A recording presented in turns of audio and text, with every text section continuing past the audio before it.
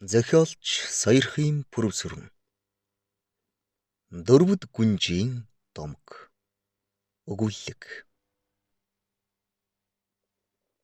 Хорин лангийн цул алтаар танан гүнжийн гэгээн дүрийг Янжинлан бурхны тэгээр бүтээх зарлиг буулгаад мордсон дөрвөд далай хааны хошуу засгийн дошгон хя гэндэг үдэж мордуулсан дамб дархан шанааган даган сагалдралах хар хөлсөн арчих завгүй алах дөш нийлүүлж бурхны тэг татаж өнжив.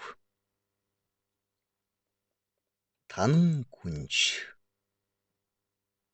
үзэсгэлэн гоо зүс царай цэвэр тунгалаг ааш үнэнч шудраг хурц тунмал зантай танан охиныг хошуу засаг бичгийн түшмэд ардан нийтээр хяагийн гүнж хэмээн дуудсаар сүүлдээ танан гүнж хэмээн нэршчихсэн ажигуу.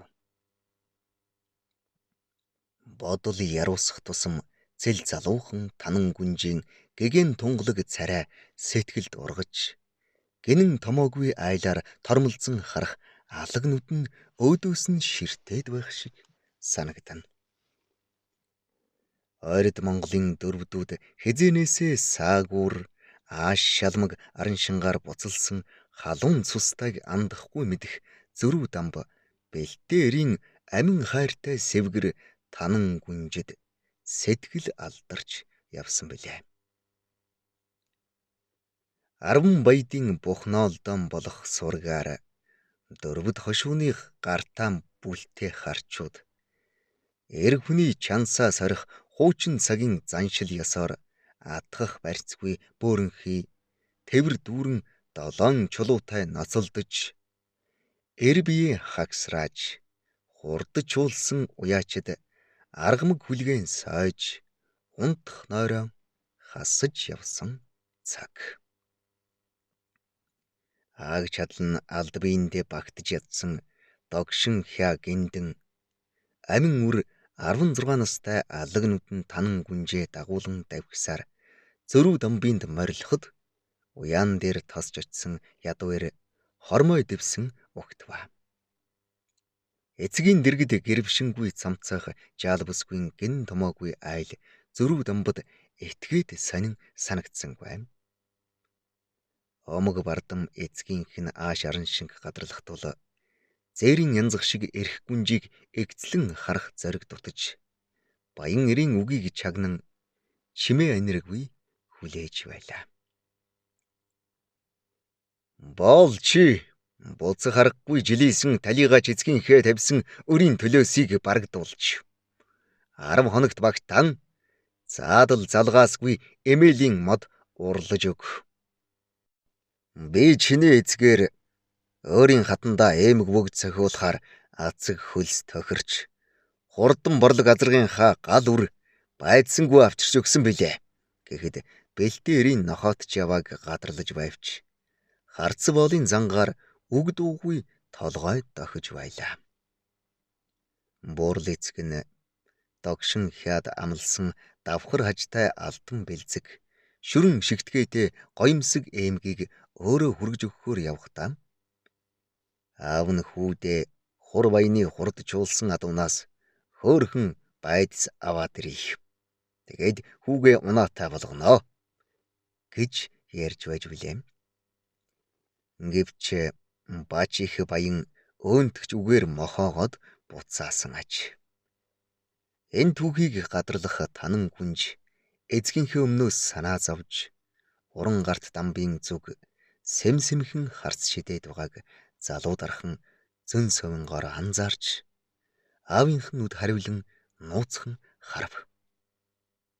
Тэмээний хорголон чинээ шүр эрдний ороовч час улаан цацаг унжуулсан дөрвөн талд тоорцгны хоёр шанаавчнаас унжих час улаан бадмаарг чулуун бунжигнүр нь олон салаа цацгны үзүүрт хэлгсэн тас хар совдон чимэглэлтэй өнгө хоршин баг залуухан сэвгэрийн хөдлөх аяглах тоолон нааш цааш гялалзан хэн хүний нүд булаална. Гурваар сүлжсэн хоёр салаа гизгний совдон шигтгээтэй мөнгөн бодог Уран дархан эцгийнх нь ур хийцийг гайхуулах мэт сонин содон байлаа. Дөрвөлжин ингэр алаг цаламтай торгон лавшигны ботхон мөр усны булганы сор гялалзах цомбон нудраг бэл хөрөнгөтэй айлын эрх танхи сэвгэр гэж хэндж танигдам дэгжин харагдана. Бугуйнда зүүсэн буговчны шигтгэнд гурван залуу гүний үн элбэг шингэж дэгсэн цойлбон бодол эрхгүй төрнө. Торгон лавшигны ингэр төрсөн бомбон хөх тэгш нуруу гойлог нарийнхан хүзүүнээс зүүсэн гоёмсог зүйлт тэргүүт нь гойд зохингуу агаад эрвхний сэтгэл гижигдэм хэнцрэж. Хазар нь үл мэдэг яарч үзэгдэх тунгалаг царайг чимэх тормгор харнуудны сормоос инэмсэглэх тоолн дэрвгнэж өргөн магнаа өтгөн хар хөмсгний дундах жижигхэн хар минг хэн хүний хараа булаан байлаа. Тэр бүхнийг эргэж бодохоор өөрийн өшөрхүү зандаа гимшин сэтгэлээ эмтэлж байв. Уул налсан эцгийнх минь гүжирдэж буй бач ихтэй догшин хягаас эцгийнхээ алдар нэрийг өмгүүлмөр санагдж асан зөрүү дамб хөөхөн гүнжийн өөд сэм сэмхэн харц хаян сууж байлаа. Утаа эдсэн шар эсгийг шүүнд зуурсан наанга шавраар битүү цардсаар хус модны үнцээр зорсон мэт эмээл урлаад нанкиад шунхаар бодож харсан хүний шунал хөдлөм босоо бүрхтэй эмээл урлаад хүлээж байлаа.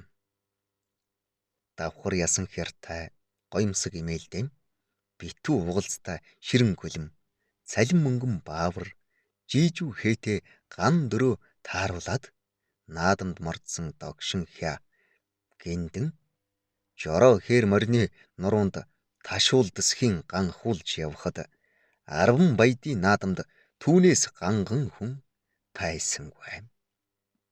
Гэтэл аянга захилсан бороо гинтхэн цутгахад асар майхандаа очихоор жолоод угтран ухс хийлээ. Аянгийн дуунаас үргэж холь бүсэртэл босгосон мориныхоо жолоог дугтрахад хамран тачхнан үргэх морь дахин зайлж босгоход цоошин эмээлийн урд бүрэг салхийн нугарав.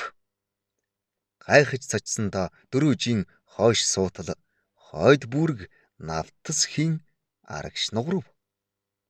Нутаг нугын наадамжтаас ичиж нэрлэгсэн гиндэн хя зайдан морь унсан мэт сал хийн шогшсоор уян дээр буугаад эмээлээ хуу татан авч тэрсээр асартан оров.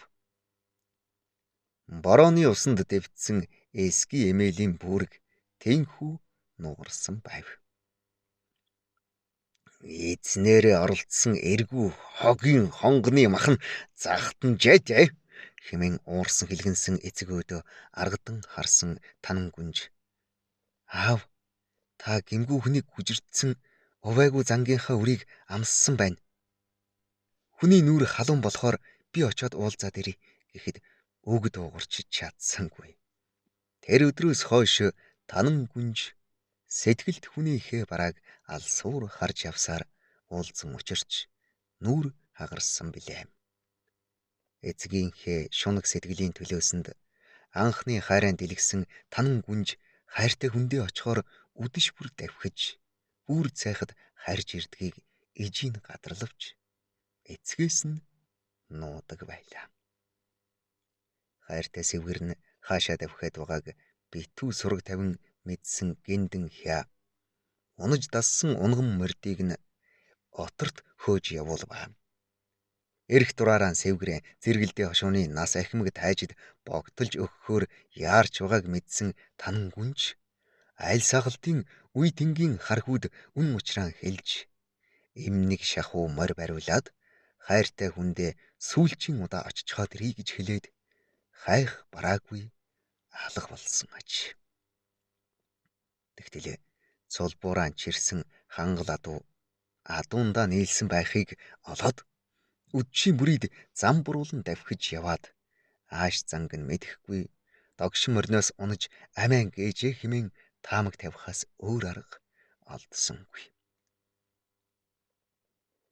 Нас богино төөрөг дутуу гүнжийн орчлон даалгүй сөхөрлөө гэж дөрвөд далай хааны хошуу даяар гашуудж түүний дундаас догшин хяагийн омглон авир анх удаа бороонд норсон эсгий эмээлийн бүүрэг шиг номорсон байв. Би сэвгэрийн хээдврээр янжин лам бурхан бүтээнэ гэж гэргийдэн хэлэхэд 20-од жилийн өмнө хайртай харах үгээс нь булаагаад авсан өр хатуу тавилангийн тухай бодож сэтгэлдээ нулимстай суусан авхай. Хайртай сэвгэрийн минь гэгээн дүрийг дамб дархан л бүтээж чадна. Чивд хоёрын олж хараагүй гоо үзэсгэлэн сэтгэлийн гэгээг нь тэр хархуул ур ухаандаа шингээсэн байгаа гэж хатан авхай нулимсаа цовоолон хэлсэн ажээ. Шүнжин зүүдэлж өдөржин бодсоор хайртай бүсгүйгээ сэтгэлдээ амьлуулсан зөрүү дамб 10 хурууныхаа урыг шавхан бүтээсэн төө илүү хэмжээтэй уран тансаг алтан бурхны гэгээн мэлмиг нээгээд чичирсэн хурундаа чимэгсэн хулсан биерийн торгон зүрээр магнай дунд нь цэг хатгахад уяан дээр нь хурдан удмын байдсангүй жингэнтэл өөрсөж байлаа. Зохиолч Сойрхын пүрэвсэрэн уншсан Эрхэнбаярын Баддорж